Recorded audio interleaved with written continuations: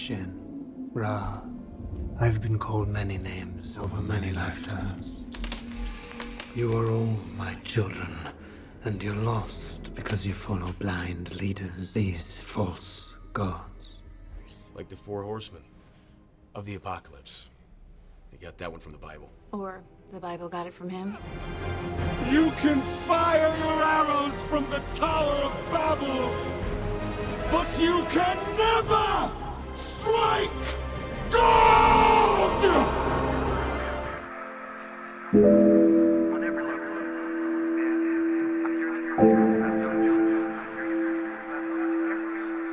Apocalypse is one of the most formidable X-Men villains, having his very own storylines, comic book events, and is always a recurring big bad in X-Men media. In rewatching the X-Men movies for the previous video uploaded covering telepathy, which you can watch after you finish this video, Apocalypse in the X-Men Apocalypse movie was just spitting lines that if we were to call biblical undertones, it would be an understatement. So in this video we are going to cover X-Men Apocalypse portrayal of Apocalypse in full source material, adaptation, and biblical context. But don't be daunted by the video's long runtime, because if you are someone that already knows Apocalypse's comic book origin and fully remembers the movie and just wants the Christian perspective breakdown, then go right ahead and skip to that section of the video using the video chapters or the time codes in the description, because sometimes video chapters don't work on the channel. Starting off with a comic book source material context, which I'll do my best to condense because Apocalypse has an extensive background since he is one of the most popular X-Men villains. The comic book background material footage is taken from Comics Explained, and the information I am using is taken from the Marvel Fandom Wiki. Links to all sources and Comics Explained will be in the description down below. Ensabano was born nearly 5,000 years ago in Egypt as a member of a tribe in Abaka. Even as an infant, the child inspired fear, both being born with grey skin and blue lines running across his lips and face. Ugly and malformed, the infant was abandoned by the tribe to die in the harsh desert sun. However, out of the desert, the Sandstormers, a roving band of feared nomadic raiders, slaughtered the citizens of Abaka. Their leader, Baal of the Crimson Sands, found the infant crying and recognized the potential power in the child. Baal named the infant Ensabano, literally meaning the morning light, and raised him as his own son. Now some comic book breakdown YouTubers would say Baal instead of Baal, but for this video I'll be saying Baal throughout the rest of it. As Nur grew, he surpassed the other tribesmen in intelligence and strength. Everyone in the tribe except Baal hated and feared Nur for his inhuman looks and great abilities. Nur did not understand their fear, but hardened his heart against it.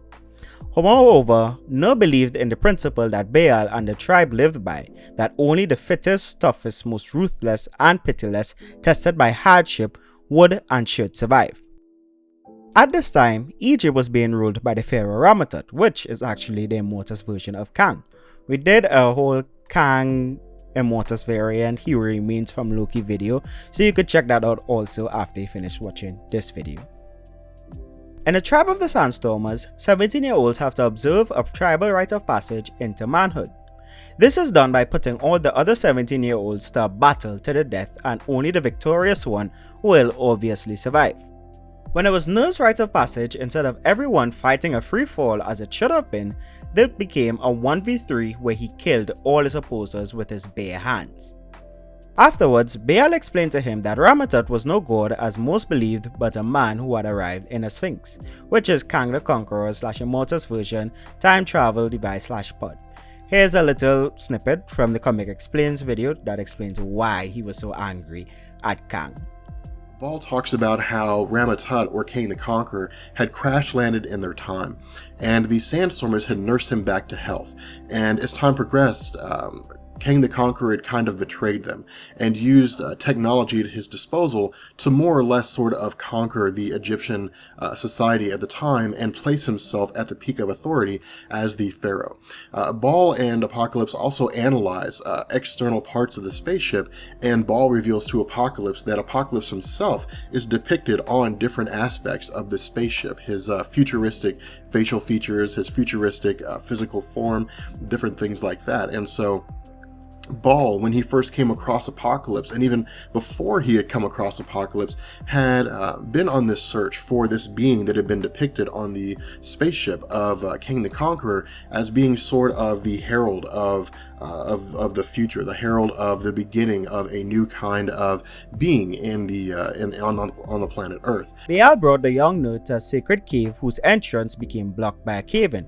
Trapping them underground after a week of wandering without food or water, they found the remnants of Ramatut's time ship within an underground Egyptian tomb. Baal told Ner that he believed him to be a conqueror whose coming was foretold in ancient prophecies, and that Ner was destined to overthrow Ramatut. After Baal died from lack of nourishment, Ner, whose mutant physiology kept him alive, vowed to take vengeance on Ramatut and claim his destiny. 4 weeks later, Ner finally made his way back to the surface and was found by Logo, the Grand Vizier of Ramatut, who gave him water and hid him as a slave. Ner was determined to kill both Ramatut and his warlord Ozymandias for their part in Baal's death. As a slave, Ner had to keep his disfigured lips constantly covered. Nephri, the sister of Ozymandias, became attracted to the mysterious slave. Eventually, Ner had a vision of the Egyptian death god Set, who urged him to become a conqueror. And following an event when Ner was thrown into a pit of snakes but survived when his inhuman superpower was activated, Ner grew in size and strength and was attacked by guards but defeated them all, declaring himself as Apocalypse. Along the storyline, the Fantastic Four, West Coast Avengers, and Doctor Strange travel back in time to oust Kang the Conqueror, who was posing as Ramatut. This event led Apocalypse to have a confrontation with Kang, which subsequently led to Kang revealing that his reason for traveling back in time was because he knew that Apocalypse, one of the most powerful mutants who ever lived and the one who was destined to rule Earth, had been born in ancient Egypt. So he went back in time to find Apocalypse as a child, raise him, and thereby become the master of the most powerful being on the planet. Ramatut offered to make Ner his heir, only if he would swear his loyalty to him.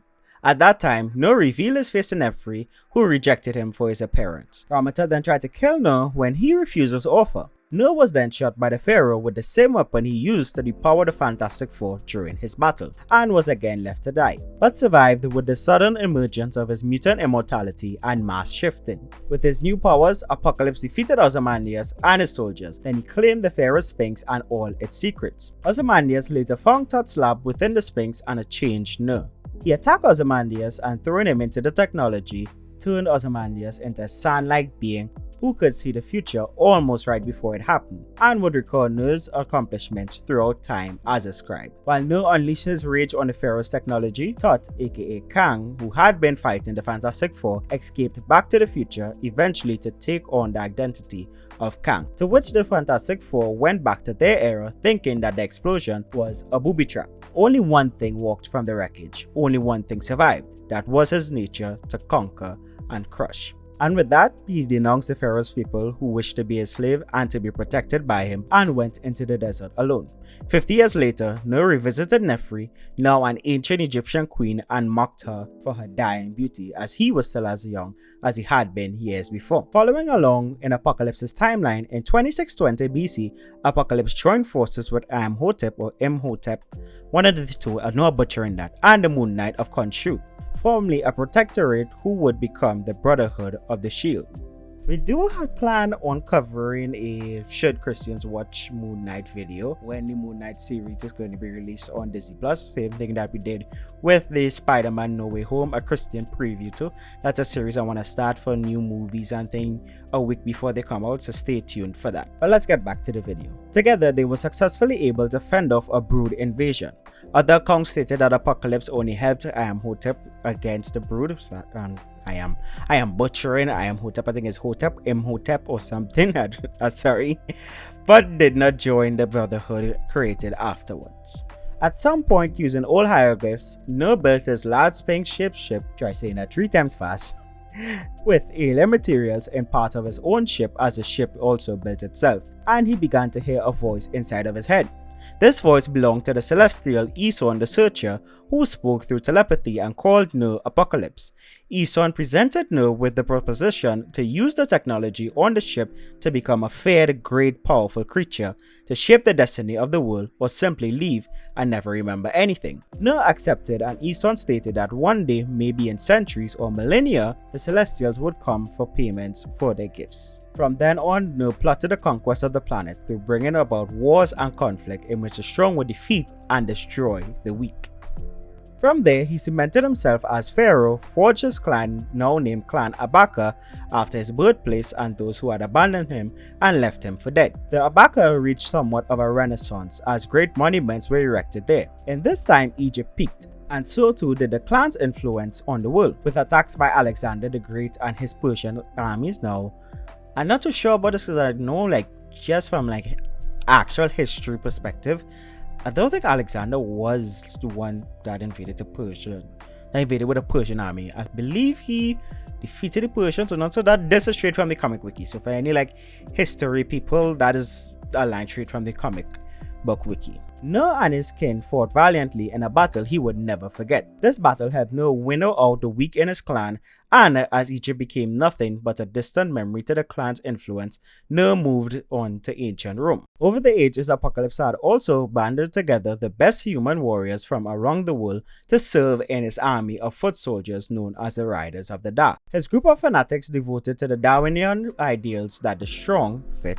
should inherit the earth and the weak, unfit, should be culled and weeded out. From here onwards, he injected himself into many different cultures and times, becoming the Godhead figure, hence everything being based on him according to the movie, which we will get into. Along the storyline, Apocalypse found and began living on a sentient island of Okara. Among the mutant population, he founded its society and took a wife named Genesis, who bore him 4 children, 2 sons and 2 daughters, who eventually became the first horsemen, where he had one for death, famine, war, and pestilence. When the island was split by a force wielding the Twilight Sword, the mutants led by Apocalypse and his family fought against the demons. Demons, same thing, demons, spilling forth from the hellish reality of Ameth. You see the depiction is literal demons. It says demons. Do you just pronounce the A? I'm going off. My bad. During the war, the living god of the demons, Annihilation, offered peace to the mutants in terms only spoken to Genesis. The terms were refused, but it eventually became clear that the mutants would inevitably lose. In order to buy Earth time, a plan was concocted to seal off half of Okara, gripped by the demons, along with Genesis, the horsemen, and the remaining mutants of Okara, who will hold off the Amenthi hordes. Apocalypse was left behind as he was deemed too weak to cross over. Before Genesis left from Ameth, she had Apocalypse promise to use the time they would buy him to shepherd mankind, to judge them, and to ensure that only the strongest survived, so that they would be prepared when the demons eventually returned. I'm a bit conflicted. In the comments below, let me know if it is demons or demons. It's Daemons, but do you use the A? I mean, I could simply Google this, but I'm not going to. Now this is where I'll cut off on the Apocalypse comic book origin aspects, as the X-Men Apocalypse movie portrayal of Apocalypse is shown to only observe up to this point of his comic origin. Everything else for the purpose of this video isn't quite relevant for what we want to cover. Things such as the battle with Thor, his run-ins with Cable and the techno-organic virus that allowed him to become the time-traveling and fully understand celestial technology, and the many other things interwoven into comic events that Apocalypse played a key part in, which became part of his origin.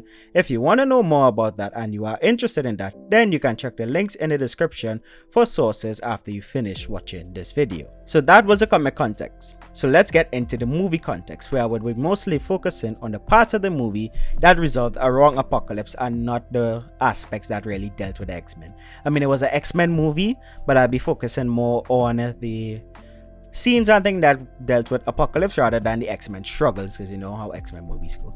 Let me know what's your favorite X-Men movie in the comment section as well. Now will have to be Days of Future Past. Let's get into it. The film starts with Apocalypse in ancient Egypt about to commence his transference ritual. In various media, Apocalypse is explained to only be immortal by transferring his conscience to the body of another powerful mutant. This was heavily expounded on in the 90s X-Men TV series.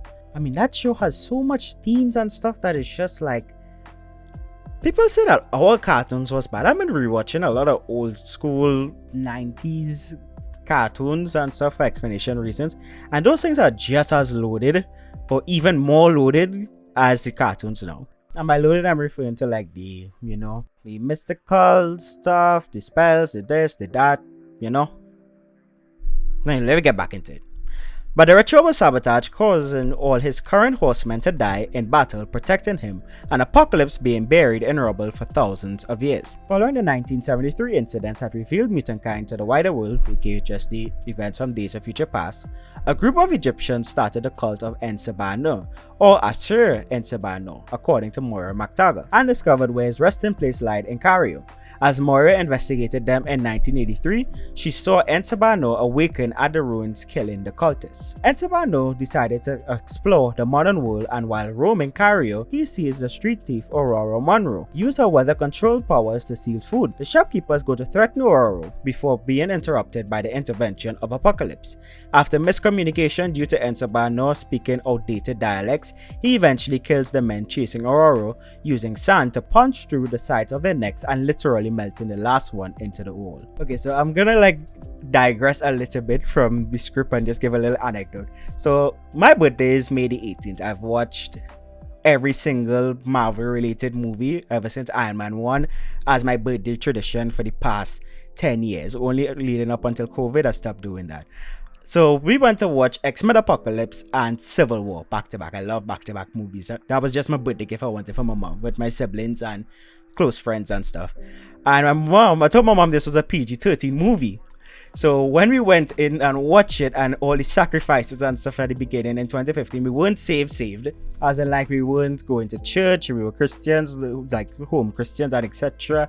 I was even going through that period of my life where I was going through freedom from mental slavery, and I bought myself an anchor. I'm a dark skinned fella.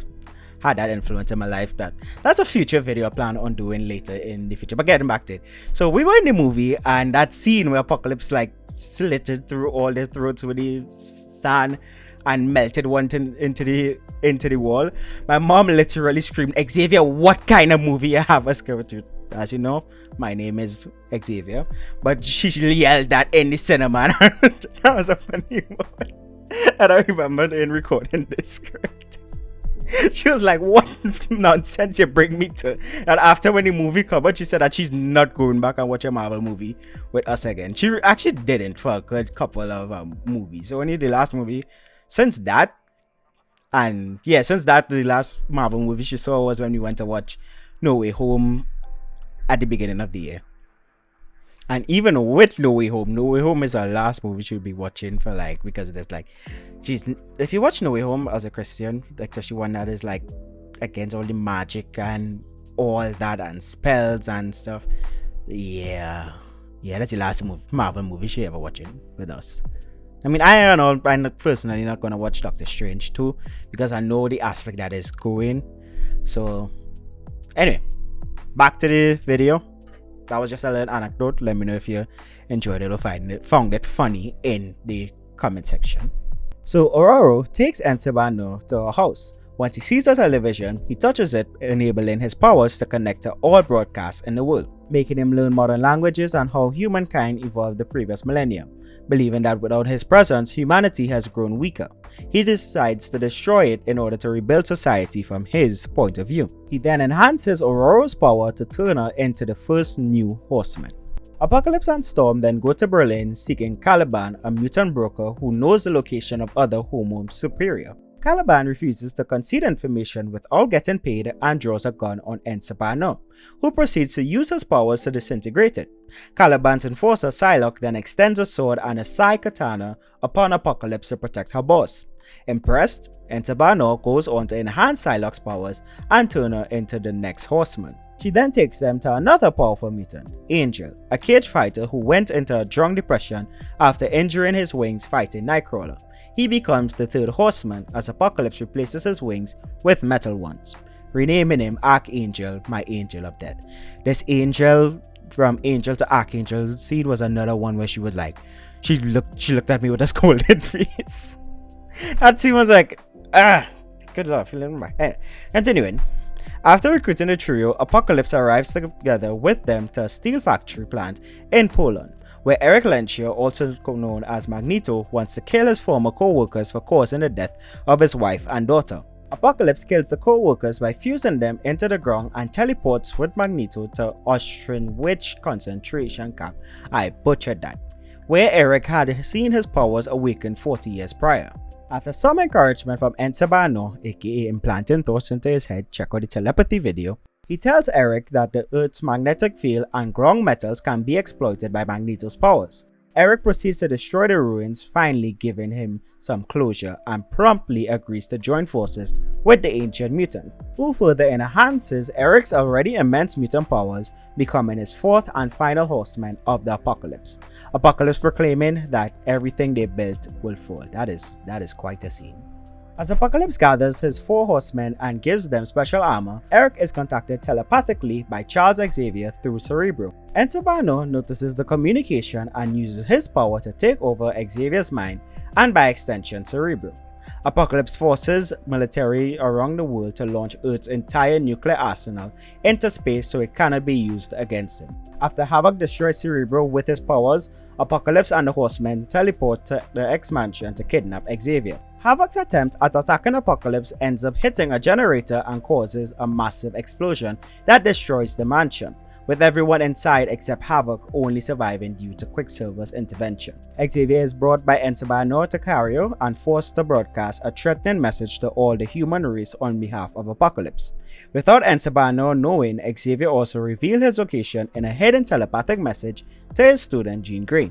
Apocalypse then destroys most of Cario to rebuild his pyramid and ordered Magneto to stand outside it using his powers to control Earth's magnetic poles, causing widespread destruction across the planet and mass casualties. Meanwhile, inside the pyramid, Ensabano will transfer his consciousness into Xavier's body, as the telepath's power will allow him to be everywhere and be everyone. The X-Men then arrive during the process, and Nightcrawler interrupts the transferal by teleporting Xavier out of the pyramid, much to Apocalypse's frustration, but not before Xavier loses his hair. As Apocalypse steps outside of the pyramid, he witnesses Angel's death, calling him useless before being repeatedly punched in the face by Quicksilver, who uses his super speed to not be noticed. However, Entabano is uninjured and soon adapts, trapping one of the speedster's feet to the ground before breaking Peter's arm and leg. As Scylla comes closer, he requests for her to execute Peter. Instead, she strikes Entabano on the neck, and seeing it is not his horseman, he proceeds to attack and strangle the mutant, revealed as a disguised Mystique. He orders Xavier to reveal his location, and the telepath goes on to attack Apocalypse at the astral plane. Although Xavier is able to overpower him at first, Entabano quickly gains control and finds Xavier's hideout. However, his attempt at getting there is interrupted by Magneto, who, seeing the errors in his ways and refusing to let his former friends die, switches sides. While the X-Men fight Apocalypse, Jean ventures into the astral plane and learns from Xavier that Apocalypse is physically weakened after centuries in the same body. Jean and Magneto join forces and dismantle Apocalypse's armor, with Jean tapping into the Phoenix Force. Once the Phoenix Force is unleashed, Entabano screamed in immense pain as his frail true form is exposed. Magneto then pierces him with a tremendous torrent of high-speed metal projectiles, and Cyclops fires his laser beam eyes into him.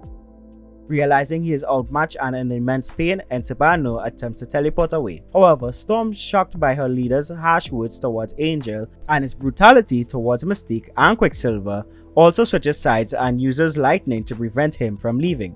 As a dying Entabano looks at the Phoenix Force, he proclaims that all is revealed to Jean Grey. He then finally accepts death as his fate, after which Phoenix disintegrates him into dust, finally ending the threat for good. So, the X-Men Apocalypse portrayal of Apocalypse, when compared to other X-Men media, turned his fixation for cleansing Earth up to 11, as well as the amount of scriptural references in his lines throughout the movie was turned all the way up as well. To start off, at Apocalypse's core, his character is built upon aspects of the Book of Revelations. I mean, there's this cheeky scene in the movie, and wherever this being was, he always had 4 principal followers, disciples, protectors he would imbue with powers. Like the 4 horsemen of the apocalypse. You got that one from the Bible. Or the Bible got it from him. And wherever he ruled, eventually it would end in disaster. cataclysm, some kind of apocalypse. The end of the world. Yeah, as we go along, we will double back to that scene. The word apocalypse comes from the Greek word apocalypse, and no butcher in the Greek, which means uncovering, a derivative of the verb apocalyptian, which means to take the cover off. I know a butcher that word as well. According to dictionary.com, the earliest recorded meaning of apocalypse in Old English was in reference to the name of the last book in the New Testament, also called Revelation. It recounts several prophetic visions of upheaval and destruction culminating in the second coming of Christ. In Middle English, apocalypse was extended to mean any revelation or disclosure. However, the meaning any disaster or cataclysm was not recorded until the late 19th century. So let's hit some key scriptures, first starting with Revelation 6 from verse 1 to 7, as these are the main ones that deal with the horsemen. Now I watched when the Lamb opened one of the 7 seals, and I heard one of the 4 living creatures say, with a voice like thunder, "Come!" And I looked, and behold, a white horse, and its rider a bow, and a crown was given to him. And he came out conquering and to conquer. When he opened the second seal, I heard the second living creature say, "Come!" And out came another horse, bright red, and his rider was permitted to take peace from the earth, so that people would slay one another, and he was given a great sword. When he opened the third seal, I heard the third living creature say, "Come!" And I looked, and behold, a black horse, and its rider had a pair of scales in his hand. And I heard what seemed to be a voice in the midst of the 4 living creatures saying, "A quart of wheat for a denarius, and 3/4 of barley for a denarius, and do not harm the oil and wine." And when he opened the 4th seal, I heard the voice of the 4th living creature say, "Come." And I heard, and behold, a pale horse, and its rider's name was Death, and Hades followed him. And they were given authority over 1/4 of the earth, to kill with sword, and with famine, and with pestilence, and by wild beasts of the earth. Whenever Apocalypse appears in X-Men media, he dons 4 mutants as his horsemen, to which he accelerates their mutant powers to their highest potential, with the goal of assisting him in accomplishing his mission of calling the weak out of civilization. In the X-Men Apocalypse movie, his horsemen were Magneto as a horseman of war, Psylocke as a horseman of pestilence, Storm as a horseman of famine, and Angel as a horseman of death. Some extra info from the X-Men movie fandom wiki. Each horseman embodies a different horror that humanity has constantly been faced with. Bryan Singer, the movie director, stated that the 4 horsemen chosen for X-Men Apocalypse reflected real-world cults and how they tend to have factions associated with politics, military, sex, or youth. Magneto and Storm's roles as horsemen were similar to their X-Men Evolutions counterparts, war and famine respectively. I have not watched X-Men Evolutions. I want to eventually get to binging out that show, currently still on X-Men and the Wolverine. The Horsemen of Apocalypse were originally created by Louis Jones Simpson and Walter Simpson. Each of the original horsemen wears a gold mask inspired by a different Egyptian god. Anubis for death, Set for war, Horus for famine, Sekhmet for pestilence. Apocalypse himself is represented by Amon-Ra. That was just some extra info from the trivia section of the X-Men movie fandom wiki. You see, the scriptural significance of the horsemen is as follows. When the first seal was opened, revealing a man on a white horse, he had a bow who went forth to conquer. It is a mimic that the Lord Jesus Christ shall come on a white horse. But this is not he, but a false Christ who establishes a temporary peace. This is actually the first prediction mentioned of Matthew 24 verse 5, which says, "For many will come in my name, saying, I am the Christ, and they will lead many astray." When the second seal was opened, it revealed a man on a red horse, who should come to take peace from the earth. This is in accordance to the second prediction of Matthew 24 from verse 6 to parts of 7, which says, "And you will hear of wars and rumors of wars, so that you are not alarmed, but for this must take place, but the end is not yet. For nation will rise against nation, and kingdom against kingdom." When the third seal was opened, it revealed a man on a black horse who had scales on his hand, and a voice in the midst of the 4 beasts indicated famine. This is in accordance to the third prediction mentioned in Matthew 24 verse 7, which says, "There will be famines." Then when the 4th seal was opened, it revealed one on a pale horse, whose name was Death, in accordance to the 4th prophecy of Matthew 24. The concept of the horsemen are connected to the 7 seals, as they are just the first 4 of the 7 seals. The seals are some of the prophecies of things to come that will happen during the tribulation period. These things then lead to the second coming of Christ. Throughout X-Men media, as mentioned, Apocalypse raises up his horsemen to fit into each of these characteristics, amplifying their powers, each mutant according to their ability, to an extent ties directly into the designated horseman characteristics, though oftentimes it is very loosely. So as a result, according to the comic writer or director or showrunner, they will tie in the horsemen to other principles, as seen when Bryan Singer says the horsemen chosen for X-Men Apocalypse reflect real-world cults and how they tend to have factions associated with politics, military, sex, or youth. Don't ask me which horseman in the movie is connected to which real-world cult principle. Your guess is as good as mine. Apocalypse throughout X-Men media always proclaims that he is here to bring salvation to the earth. However, his salvation is infused with Darwinism's theory of survival of the fittest. To an extent, this is opposite to what the Bible teaches, as seen in the Beatitudes in Matthew 5, which say, "Blessed are the meek, and they shall inherit the earth." Now yes, I know Darwin's theory is mainly applied to animals in the wild and evolution, natural selection and other stuff, which we won't be going into for the sake of this video's already long runtime. But as the comic source material says, Apocalypse's core belief system and perspective on life are derived from the Sandstormers tribe, which believe only the strong should survive and the weak should be culled, which is a complete 180 of what Christ stands for. Yet they say the Bible got it from him, when in actuality he got it from the Bible and added other layers of theories and systems into it. But let's move on. The next scene we'll be sinking into is when Apocalypse connected to all the minds of everyone on Earth using Cerebro and Charles, where he made those in control of nuclear weapons fire off all the nukes.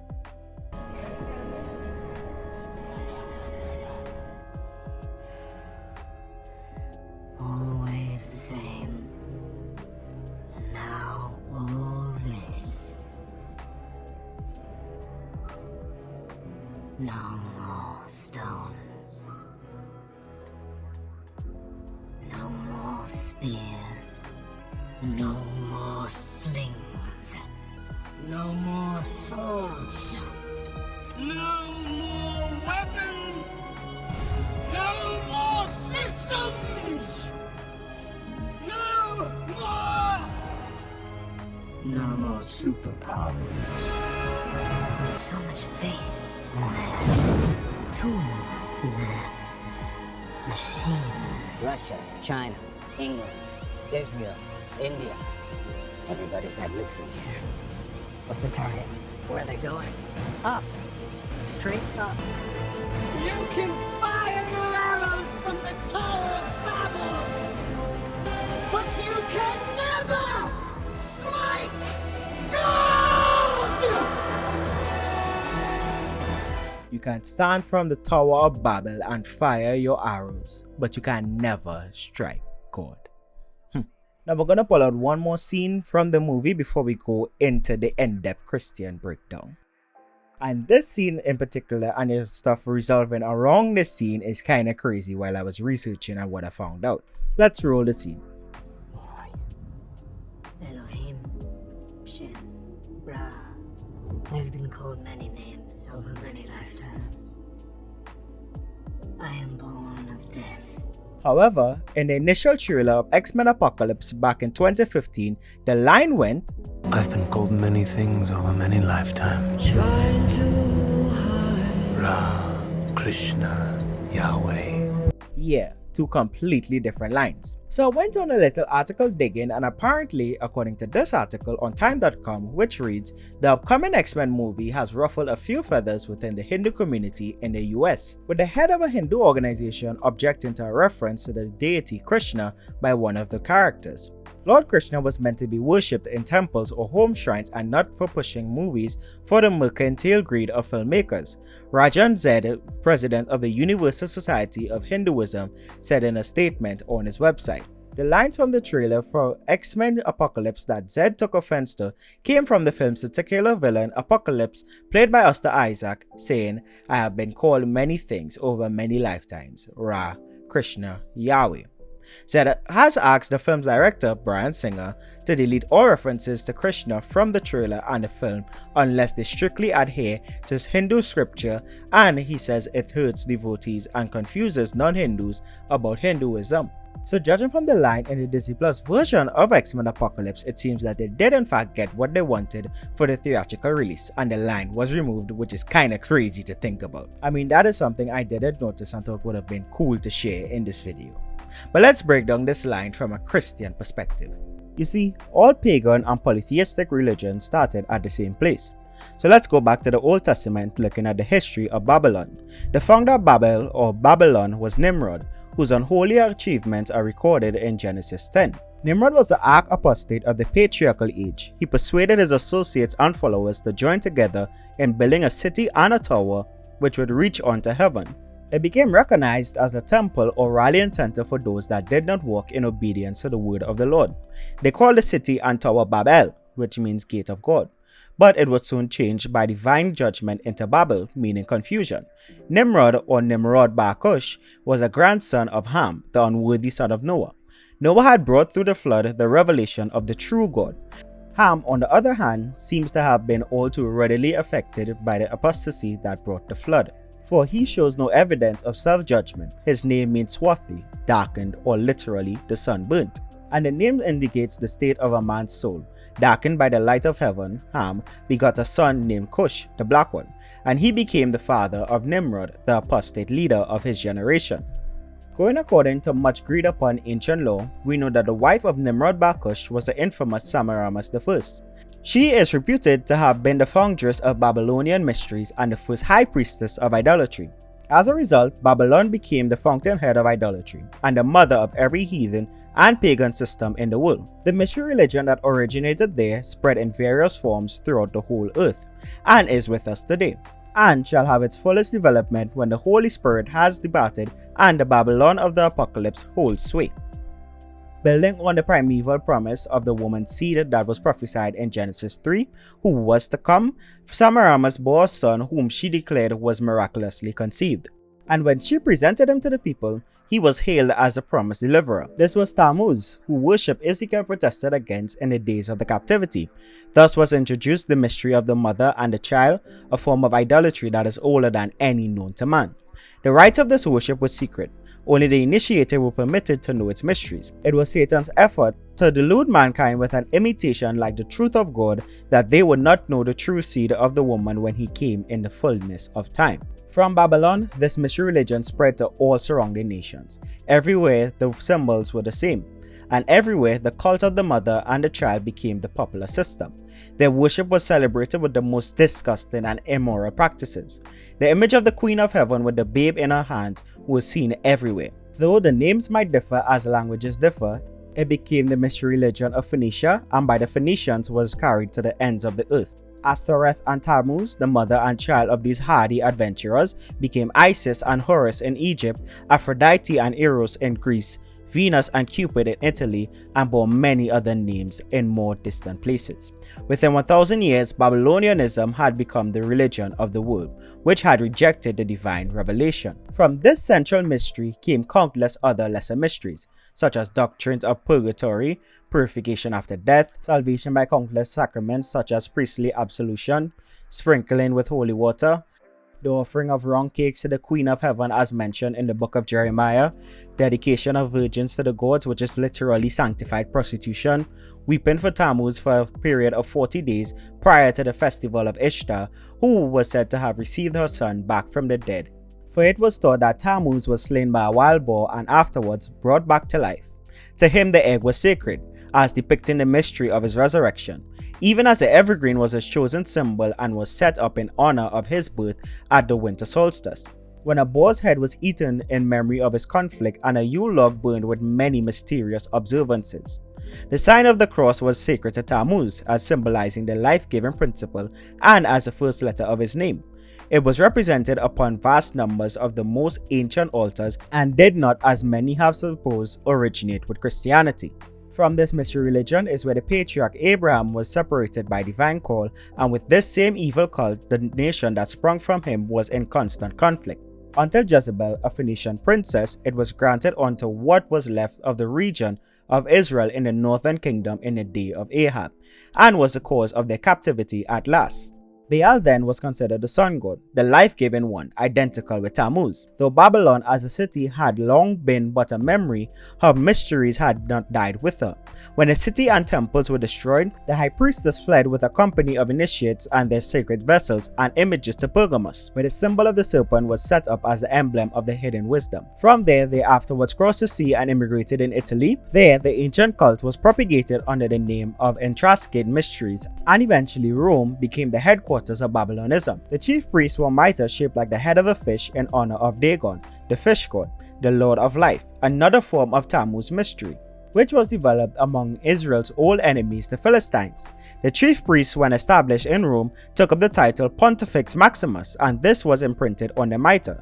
When Julius Caesar, who like all young Romans of good family was an initiate, had become the head of the state, he was elected Pontifex Maximum, and the title was held henceforth by all Roman emperors down to Constantine the Great, who was at one point at the same time head of the church and the high priest of the heathen. The title was afterwards conferred upon the bishops of Rome and is borne by the Pope today, who is thus declared to be not the successor of the fisherman apostle Peter, but the direct successor of the high priest of Babylonian mysteries and the servant of the fish god Dagon, for whom he wears, like his idolatrous predecessors, the fisherman's ring. Babylonian practices and teachings have been so largely absorbed by that which bore the name of the Church of Christ that the truth of the Holy Scriptures on many points have been wholly obscured. While idolatrous practices had been foisted upon the people as Christian sacraments, and heathen philosophies took the place of gospel instruction. Thus was developed the amazing system that which for 1,000 years dominated Europe and trafficked in bodies and souls of men, until the Great Reformation of the 16th century brought a measure of deliverance. It is not too much to say that the false doctrines and practices found within Romanism are directly attributed to the union of this paganism with Christianity when Constantine declared Rome to be a Christian empire. It is thus concluded that the harlot represents all professing Christendom united in a single system under one head. For more understanding of this, I highly recommend Truth Unedited's History of Religion series. It is where the background footage of this section of the video is taken from. I know that section was a lot. It's a really heavy section. You might have to rewatch it. That's why I set it as its own chapter. Video chapters working on the channel. Yep, it's working. So yeah, so take a re-listen to that if you need to, or you could take a break from the video because I know it's really loaded. It is a lot. We're going to the wrap up. We land in the plane. Hey guys, we land in the plane. You see, when Apocalypse in the movies say that he was the first and has been known by many names citing Ra, Krishna, Elohim, etc., along with stating he built the world system and all the other lines, he is directly linking himself as being the originator of the Babylonian mystery religion. Another note from the X-Men movie wiki says originally Apocalypse was to be a space entity as in the comics, but Bryan Singer found the religious aspects of the character more interesting and removed the space element from the film, hence why it feels like an understatement to say that the movie has biblical undertones, because they indeed went all out and that was their intention. For those curious, the space element he is referring to is heavily followed in the 90s X-Men TV series. I didn't go into it because the movie didn't. The world is coming closer and closer towards a Babylonian system of we are all serving the same God, just in our unique, cultural appropriate and different ways and practices.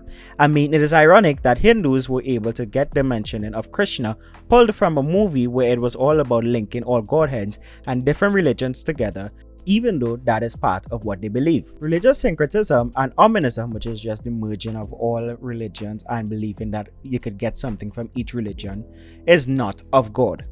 It is not Christian, and no Bible-believing Christian should be partaking or going around comment sections on TikTok saying so. Christian TikToker comment sections are, in my opinion, some of the craziest places on social media. Just type up #Christian in the TikTok search bar and take a scroll through those comments. As Christians, we are called to stand out just like how God called Abraham and by extension the people of Israel to stand out when compared to those around them. Truth Unedited said it best in this video. Satan is the master deceiver. This is how he will unite the world to worship him. They already are. They've been doing it in his name through silence and secrecy for thousands of years. He has created many gods and beliefs centered around him that people all around the world accept and worship.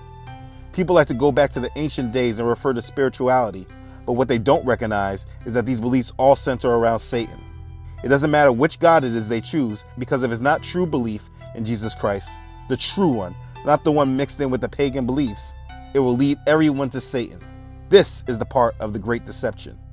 You see, there's this growing belief that has been around for many years that the Bible is nothing but a fairy tale derived from other religious texts that came before it. However, it is simply because people confuse the canonization of the Bible with the authenticity of Scripture. Characters like Apocalypse are built and interwoven so brilliantly into the hijacked and commonly critiqued aspects of Christian belief in such a way that when some Christians watch these movies or shows, it can be the starting point of their questioning themselves, deconstruction, or freedom from indoctrination journey, because they lack what I deem as crucial information to understand the redemption story of the Bible that most will mock up to be an unjust genocidal plan. It doesn't help that this is considered taboo or a subject that most modern Christian preachers, when preparing the Sunday morning sermon, would most definitely want to stay away from. I've been there, and you are probably there too. My path didn't lead to atheism, although I did contemplate it briefly at one point, as in like an overnight internal debate during a period when things really weren't going too well. Seeking God but not getting the answers to my questions from Christian sources around me, so I turned to atheist perspectives like The Friendly Atheist and Cosmic Skeptic, because they had much more organized and easily accessible content, trying to find God from an opposing view. I was going to church at the time, asking questions but never getting the answer, living with a Christian mother who had a plaque over the front door with Joshua 24:15 saying, "As for me and my house, we shall serve the Lord." So you know, expressing those views were not an option. I mean, with my mom I could have, in a sense, but I think you get what I mean. You know, as a young Christian you won't really bring that against with your parents. So I internalized and buried it deep down, covering it with the perfect Christian facade. That's a future video. And years prior to this in my life, due to outside influence, around the same time the Apocalypse movie came out, I went down the rabbit hole of whole anti-Christian memes, freedom from mental slavery, get back to your African roots my brother stage, when me and my family were unsaved. Though, if you ask me what religion we belong to, I would say Christian, but your boy was rocking a gold ankh he had his mom get for him. Yeah, I've been there too. And I'm saying all this about myself to say that there is only one way, and that way is Jesus Christ. It isn't going to church, it isn't your Bible study, but a relationship with Him. Mind you, I'm not saying going to church and Bible studying is not required. That is the stepping stones for it. But creating a relationship with Him is most important, because you could go to church, you could be on the media team, you could be giving, tithing, sowing into the ministry, whatever. And still here at the end of days, I never knew you. Depart from me, you workers of lawlessness. It's about relationship, not the things you do in church. Everything else is a facade or a mockery or imitation of Him. I mean, we went through in-depth origin of religion for you to see for yourself that everything is in fact an imitation of the promised second coming of Christ. I highly recommend that you also do your own prayerfully led research, because research with a carnal mind leads to some insane levels of justification. Because regardless of how horrendous, obscure your take on something may be, there's always an article or a forum post that agrees with it on the internet. But prayerfully ask God to guide and show you what He wants to show you. And you never know, all of a sudden your YouTube or social media is filled with the answer you are looking for. In all the biblically infused lines Apocalypse had, some of us may have been able to see it was blasphemy and straight out antichrist content. But there are Christians out there resonating with this information as the truth simply because they lack the essential knowledge. You would be surprised to know the kind of things that people who profess to be Christians believe. At the end of this video, the main takeaway we hope you got from this is building a relationship with Christ is the only way to know what is the truth. There are many conflicting voices, where it may be other religions saying their beliefs is in fact the way, to Christians saying that all religions is in fact the way, to atheists saying that all of this is a pack of nonsense and a figment of one person's imagination that managed to catch on for years and generations to generations. But always remember, in John 14:6, Jesus said, "I am the way and the truth and the life, and no one comes to the Father except through me." Why do you think all fictional media at its core can be linked to a scripture verse regardless of how many layers of other infused ideas is added onto it? But remember, these videos are not to tell you what you can and cannot watch, as that is your decision to make. It is simply so you no longer blindly consume.